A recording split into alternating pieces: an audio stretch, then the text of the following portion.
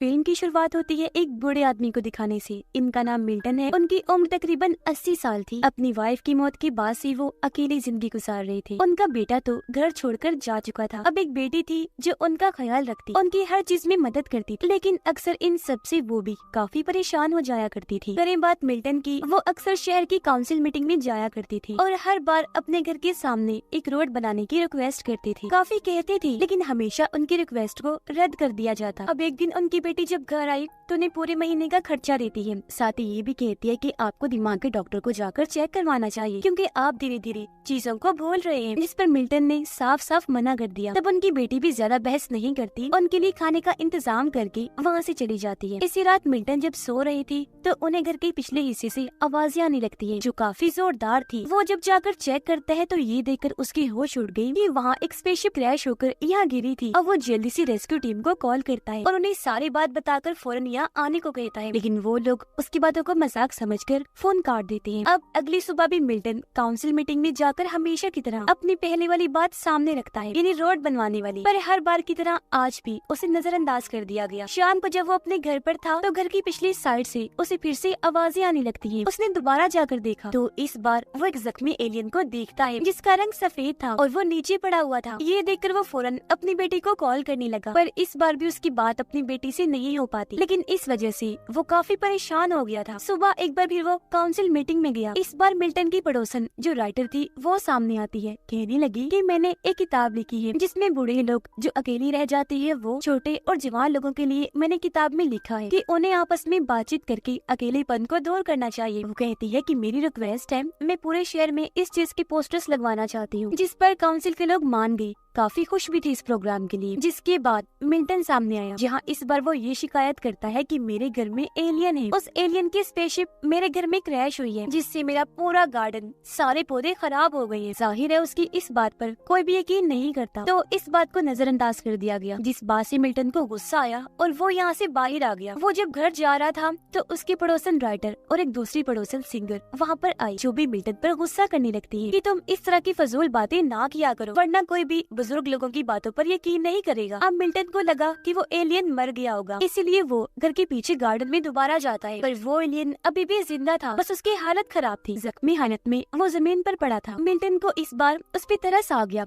इसीलिए वो उसके ऊपर कंबल डालता है क्योंकि वो कांप रहा था और पीने के लिए उसे पानी भी देता है। अगली सुबह मिल्टन ने देखा कि वो एलियन कंबल ओढ़कर अभी भी घर के बाहर बैठा हुआ है, जो देखकर मिल्टन उसे इशारा करके अपने घर में आने की दावत देता है और उसे अलग अलग खाने की चीजें देता है, ये सोचकर कि वो काफी वक्त से क्योंकि भूखा है तो कुछ खा लेगा। पर सब में से एलियन सिर्फ सेब का एक स्लाइस ही उठाकर खाता है। इससे मिल्टन को लगा कि जरूर इसे सेब पसंद है, तो वो स्टोर में जाकर उसके लिए ढेर सारे सेब खरीदता है। कैशियर को उसने बताया, जानते हो ये सेब मैं एक एलियन के लिए खरीद रहा हूँ, उसे ये काफी पसंद है। जो सुनकर कैशियर को भी काफी हैरत हुई। वो भी मिल्टन को पागल ही समझ लेता है। घर आने के बाद मिल्टन टीवी पर खबरें देखने लगता है जहाँ बताया जा रहा था कि आसमान से जमीन की तरफ एक चीज आती हुई देखी गई। बाद में पता चला कि वो एक एलियन की स्पेसशिप है जिसे पुलिस हर जगह ढूंढ रही है। इस वक्त मिल्टन अखबार भी पढ़ रहा था, इसलिए इस खबर पर उसका ध्यान नहीं जाता। तभी यहाँ एलियन भी आ गया जिसकी हालत पहले से काफी अच्छी हो गई थी और उसे देखकर मिल्टन काफी खुश हो जाता है। वो फिर एलियन को अपना पूरा घर दिखाता है, यहाँ तक कि उसे एक अलग कमरा भी देता है ताकि वो आराम से रह सके। फिर वो उसे अपनी फैमिली के बारे में बताने लगा कि मेरी वाइफ की मौत हो गई है, जिसके बाद से मेरा बेटा घर छोड़कर चला गया था जो अब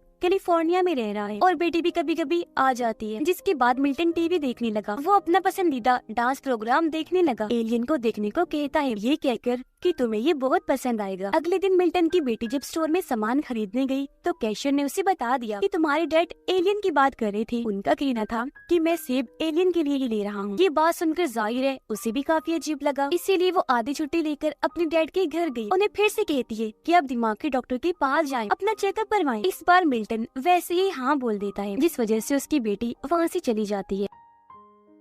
तभी मिल्टन के पास पड़ोसन राइटर की कॉल आई। वो कहती है कि मुझे तुम्हारा प्रिंटर इस्तेमाल करना है, जिस पर मिल्टन कहता है कि हाँ कर लो, घर आ जाओ तुम। जिसके कुछ ही देर के बाद राइटर घर आ जाती है। वो जैसे कमरे में गई वहाँ एलियन को बैठा हुआ देख लेती है, जिस पर वो काफी चौंक जाती है। अब मिल्टन उसे घर के पिछले हिस्से में लेकर गया, बताता है कि देखो ये इसकी स्पेसशिप है। उस दिन मैं झूठ नहीं कह रहा था कि घर में एलियन है, ये उसी दिन ही आया था। राइटर को भी वो एलियन काफी मासूम लगता है। उसे अंदाजा हो गया था कि ये कोई नुकसान पहुंचाने वाला एलियन नहीं है, इसीलिए वो मिल्टन को कहती है कि हमें कैसे भी करके इसे गवर्नमेंट से छुपा के रखना है, क्योंकि गवर्नमेंट के लोग एलियंस और बाहरी दुनिया के क्रिएचर्स पर उल्टे सीधे एक्सपेरिमेंट्स तजुर्बे करते हैं। पता नहीं वो इसके साथ क्या सलूक करेंगे, जिस पर मिल्टन भी मान जाता है। इसी बीच राइटर की दोस्त जो उनकी पड़ोसन भी थी, इनकी सिंगर, वो ये देखकर सोच में पड़ जाती है कि राइटर की गाड़ी मिल्टन के घर के बाहर क्यों खड़ी है। उसे समझ नहीं आ रही थी कि आखिर वो उसके घर गए क्यों है। अब दिखाया गया कि गवर्नमेंट पूरी कोशिश कर रही है कि वो कैसे भी करके उस एलियन स्पेसशिप को खोज निकाले। इस बार उनके साथ FBI भी शामिल हो गई थी। और अब ऐसे ही कुछ दिन गुजर जाते हैं जहाँ एलियन आराम से मिल्टन के साथ रह रहा था। एक दिन मिल्टन नोटिस करता है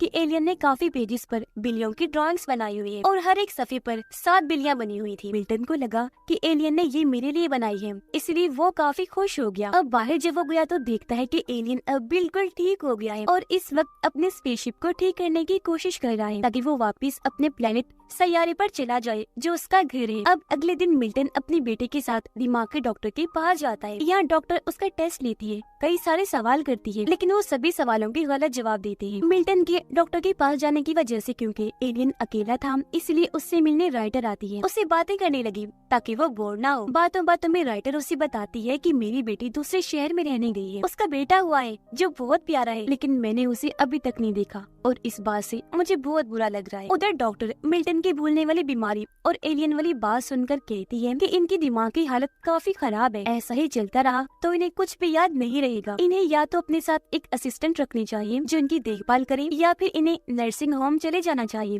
ताकि वहाँ इनका अच्छे से ख्याल रखा जाए। ये सुनकर मिल्टन को काफी बुरा लगा, इसलिए वो अपनी बेटी को काफी बातें सुनाकर वहाँ से चला जाता है। घर आने पर राइटर उसका हालचाल पूछती है और ये भी कि क्या बना, तुम चेकअप करवाने गए थे ना। पर क्योंकि उसका मूड काफी खराब था, इसीलिए वो बिना कोई जवाब दिए अपने कमरे में चला जाता है। मिल्टन काफी परेशान दुखी था। उसे इस बात से अफसोस हो रहा था कि मेरे बच्चे किस तरह मेरे साथ बर्ताव कर रहे हैं। एक तो मुझे टाइम भी नहीं देते, ऊपर से मुझे पागल समझ रहे हैं। कुछ देर के बाद मिल्टन एलियन से बातें करने लगा। कहता है कि मेरे ख्याल से मैं एक अच्छा डैड नहीं हूँ, क्योंकि मेरे बच्चे मुझसे किसी तरह का भी राब्ता नहीं रखना चाहते। उन्होंने मुझे बिल्कुल अकेला कर दिया है। अब एलियन ये सारी बातें काफी गौर से सुन रहा था, पर अभी तक उसने एक बात तक नहीं की थी, यानी कि वो बोला ही नहीं था। इसी रात मिल्टन एक बार फिर अपने बेटे को कॉल करता है ताकि उसके साथ अपने ताल्लुकात ठीक कर सके। साथ ही वो उसे अपने बारे में भी बताता है कि मैं कैसे अपनी जिंदगी गुजार रहा हूँ और किस तरह मेरी बेटी मेरी मदद करती है, मेरा ख्याल रखती है। पर उसका बेटा इस बार भी कोई जवाब नहीं देता और फोन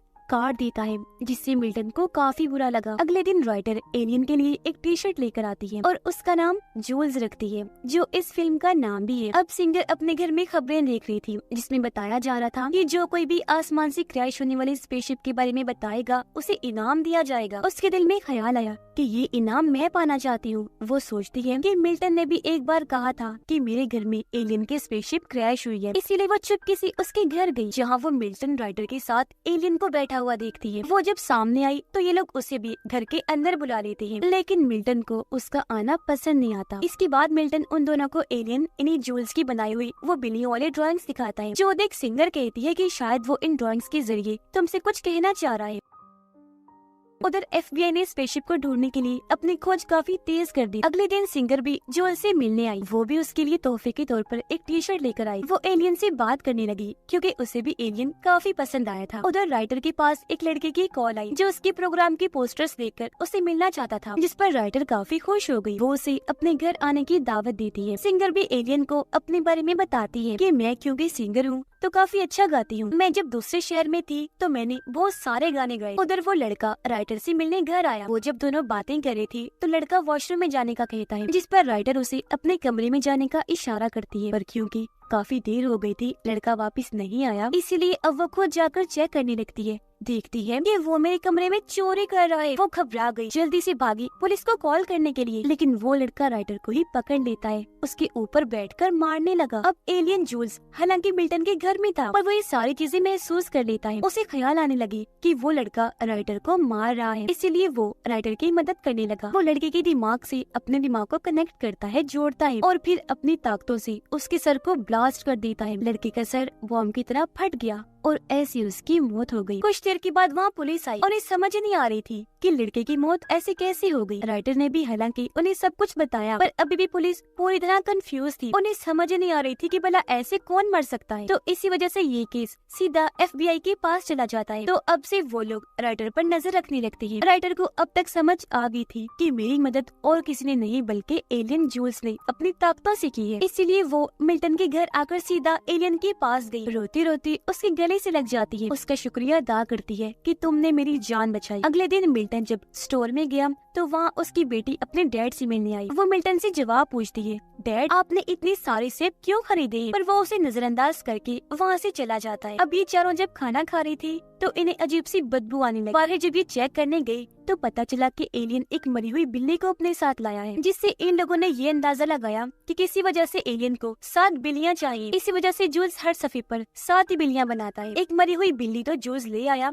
तो अब इन्हें 6 और चाहिए थी। अब क्योंकि मिल्टन की बेटी जानवरों के हॉस्पिटल में ही जॉब करती थी, इसलिए मिल्टन उसे फोन करके ये पूछने लगता है कि मरी हुई बिल्लियों को कहाँ दफन किया जाता है। ये सुनकर वो काफी हैरान भी हुई और घबरा भी गई कि डैड ये सवाल क्यों कर रहे हैं, इसीलिए वो कुछ नहीं बताती। तो इसी वजह से अब ये लोग खुद ही बिल्लियों को ढूंढने निकल पड़ते हैं। रास्ते में मिल्टन और राइटर एक दूसरे से बातें कर रही थी, जिस वजह से सामने इनका ध्यान नहीं गया और एक बिल्ली इनकी गाड़ी से टकराकर मारी जाती है। ये लोग जल्दी से गाड़ी से बाहर आए और बिल्ली की लाश को उठाकर अपने साथ ले जाते हैं। FBI के एजेंट्स जो राइटर पर नजर रख रहे थे वो इनके पीछे ही थे और अब जब वो इन दोनों को बिल्ली की लाश उठाते हुए देखते हैं काफी चौंक गए। खैर उन लोगों को इसके अलावा एक और बिल्ली की लाश मिली थी, तो इनके पास 3 बिल्लियाँ हो गई, यानी कि अब इन्हें 4 बिल्लियाँ चाहिए। सिंगर वादा करती है कि वो बाकी की 4 बिल्लियाँ मैं लेकर आऊंगी। वो फिर शहर की अलग अलग जगह पर जाकर 3 बिल्लियाँ ढूंढ लाती है, यानी कि अब इन्हें बस एक ही बिल्ली चाहिए थी। वो इस बारे में बात कर ही रही थी कि तभी इनके घर में FBI के एजेंट्स आ जाते हैं, इसलिए ये तीनों जल्दी से छुप गए। एजेंट्स को लगा कि घर में कोई नहीं है, इसलिए वो यहाँ से चले गए। ये तीनों अब बात करने लगते हैं कि हमें जो भी करना है जल्दी जल्दी करना होगा। मिल्टन को याद आया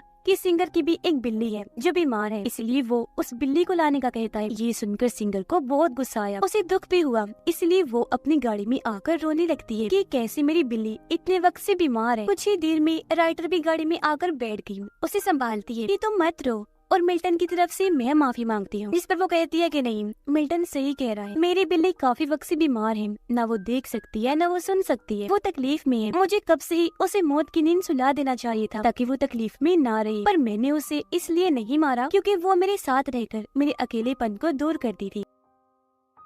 तो अब सिंगर उसकी तकलीफ को दूर करने के लिए भी मिल्टन की बात मान लेती है। बिल्ली को जब वहाँ लाया गया तो जूल्स उसे काफी गौर से देखने लगा, जिसके साथ ही बिल्ली को वो आराम से मौत की नींद सुला देता है, यानी कि उसे तकलीफ भी नहीं हुई। और अब वो सातों बिल्लियों को एक साथ इकट्ठा करके एक सिल्वर रंग के कपड़े जैसी चीज उन पर डालता है, जिससे सारी बिल्लियाँ एक हो गयी और देखते ही देखती चमकदार लाल रंग की चीज में बदल जाती है। इस चीज को जूल्स पेट्रोल के तौर पर अपनी स्पेसशिप के लिए इस्तेमाल करता है। उसने जैसे ये चीज अपनी स्पेसशिप में लगाई वो उड़ना शुरू हो गई, यानी कि वो अब बिल्कुल ठीक हो गई थी। अब एलियन अपने घर जा सकता था, लेकिन वो यहाँ सबसे पहले मिल्टन को अपने साथ चलने का कहता है, इशारे से उसे अंदर जाने का कहने लगा, क्योंकि वो बेचारा अपने बच्चों के होने के बावजूद भी अकेला जो था। मिल्टन भी जाने के लिए तैयार हो ही गया था कि तभी उसकी बेटी की कॉल आई, जो उससे पहले अपने बर्ताव की माफी मांगती है और फिर ये भी कहती है कि मैं खुशनसीब हूँ कि मेरे डैड आप हैं, जो आज मेरे साथ भी है। मैं आपके साथ एक बहुत खूबसूरत रिश्ता फिर से बनाना चाहती हूँ, जो एक बाप और बेटी का होता है और होना चाहिए, और सारी चीजों के लिए